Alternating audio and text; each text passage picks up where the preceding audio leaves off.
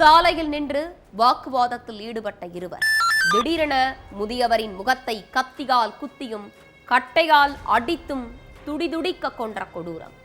பிடிக்க முயன்ற பொதுமக்களை கத்தியை காட்டி மிரட்டிவிட்டு தப்பிச் சென்ற கொலையாளி சிக்கினானா? அதிர வைத்த பகீர் சம்பவத்தின் பின்னணி என்ன?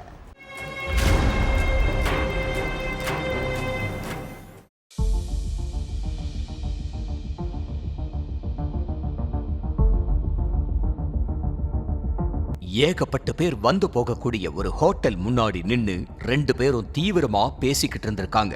அதுல ஒரு நபர் திடீர்னு கூட நின்னுக்கிட்டு இருந்த இன்னொரு நபரோட வயிற்றுலயும் நெஞ்சிலையும் கத்தியால சரமாரியா குத்தி கிழிச்சிருக்காரு.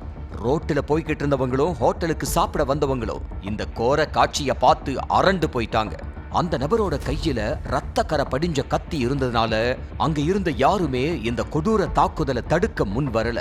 கத்தி குத்துனால பலத்த காயமடைஞ்ச நபர் சம்பவ இடத்திலேயே சுருண்டு விழுந்து கொஞ்ச நேரத்திலேயே துடிதுடிச்சு உயிரிழந்துட்டாரு.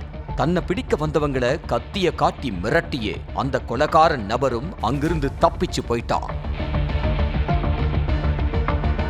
தகவல் தெரிஞ்சு சம்பவ இடத்துக்கு வந்த போலீஸ் ஹோட்டல் முன்னாடி பொருத்தப்பட்டிருந்த சிசிடிவி காட்சிகளை ஆய்வு பண்ணாங்க. அந்த சிசிடிவி கேமராவுல உயிரிழந்த நபரை கொடூரமா குத்தி கொன்ன சம்பவத்தோட காட்சிகள் தெள்ள தெளிவா பதிவாகி இருந்துச்சு. அந்த காட்சிகளை கொல்லப்பட்ட நபரோட சொந்தக்காரங்க கிட்ட போலீஸ் போட்டு காட்டியிருக்காங்க. அப்பதான் கொல்லப்பட்ட நபர் யாரு, கத்தியால குத்தி கொன்னவன் யாருங்கிற எல்லா விவரமும் போலீஸுக்கு தெரிய ஆரம்பிச்சிருக்கு.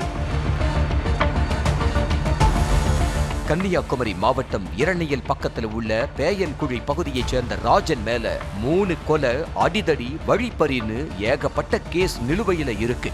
கடந்த 2023 குளச்சல் பகுதியைச் சேர்ந்த அருள்பாயிங்கிறவரை குத்தி கொலை பண்ண வழக்குல சிக்கி ஜெயிலுக்கு போன ராஜன் கடந்த சில மாசங்களுக்கு முன்னாடிதான் ஜாமீன்ல வெளியில வந்திருக்காரு. 55 வயதான ராஜனுக்கு இன்னும் கல்யாணம் ஆகல.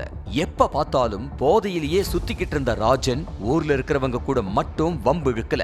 வீட்டுல உள்ள வயசான அம்மா அப்பாவையும் அடிக்கிறது உதைக்கிறதுன்னு டார்ச்சர் பண்ணிக்கிட்டே இருந்திருக்காரு. ராஜனோட குடிப்பழக்கமும் அதனால வர்ற பிரச்சனைகளையும் தாங்க முடியாம ராஜனை வீட்டை விட்டு விரட்டி விட்டுட்டாங்க. அதுக்கப்புறம் எந்த ஆதரவும் இல்லாம வீட்டுக்கு பின்னால இருக்கிற அம்மன் கோயில் கலையரங்கத்துல தங்கி இருந்திருக்காரு. வயசான காலத்துல வீடு இல்லாம கலையரங்கத்துல உள்ள ராஜனுக்கு அவரோட பெரியப்பா மகன் கோபாலகிருஷ்ணன் தான் சாப்பாடு கொடுத்து அண்ணனை கவனிச்சுக்கிட்டு இருந்திருக்காரு. வீட்டை விட்டு விரட்டியும் ராஜன் அடங்கி இருக்காம ரோட்ல போற வர்ற பெண்களை வம்பு இழுக்கிறது, பாலியல் அத்துமீறல்ல ஈடுபடுறதுன்னு இருந்திருக்காரு. இதனால அங்க உள்ள மக்கள் ராஜன் இருக்கிற இடத்தை தாண்டி போறதுக்கே பயந்திருக்காங்க. இந்த சூழல்ல சனிக்கிழமை நைட்டு அண்ணன் கோபாலகிருஷ்ணன் வீட்டுக்கு போயிருக்காரு ராஜன். வீட்டுல கோபாலகிருஷ்ணன் இல்ல, அவங்களோட மனைவி மட்டும்தான் தனியா இருந்தாங்க. அந்த நேரத்துல ஃபுல் மது போதையில நிதானமே இல்லாம இருந்த ராஜன் வீட்டுல தனியா இருந்த கோபாலகிருஷ்ணனோட மனைவி கிட்ட பாலியல் அத்துமீறல்ல ஈடுபட்டிருக்காரு. அண்ணின்னு கூட பார்க்காம தன்னோட வக்கிர புத்திய காட்டி இருக்கான். இந்த சமயத்துல தன்னோட கற்பை காப்பாத்திக்கிறதுக்காக அந்த பெண் கத்தி கூச்சல் போடவே ராஜன் அங்கிருந்து எஸ்கேப் ஆயிருக்கான். அதுக்கப்புறம் வேலையை முடிச்சிட்டு வீட்டுக்கு வந்த கணவன் கோபாலகிருஷ்ணன் கிட்ட அவங்க மனைவி நடந்த எல்லாத்தையும் ஒண்ணு விடாம சொல்லி இருக்காங்க. மனைவி அழுதுகிட்டே சொன்ன விஷயத்தை கேட்டதும் கோபத்தோட உச்சிக்கு போன கோபாலகிருஷ்ணன் ராஜனை தேடி போயிருக்காரு. அப்போ மது போதையில ஹோட்டலுக்கு முன்னாடி இருந்த ராஜனை கத்தியால குத்துனது மட்டுமில்லாம முகம் சிதையிற அளவுக்கு கட்டையால சரமாரியா அடிச்சு கொலை பண்ண கோபாலகிருஷ்ணன் அங்கிருந்து எஸ்கேப் ஆயிருக்காரு. சிசிடிவி காட்சியை வச்சு தலைமறைவா இருந்த கோபாலகிருஷ்ணனை அரெஸ்ட் பண்ணி சிறையில அடைச்சிட்டாங்க.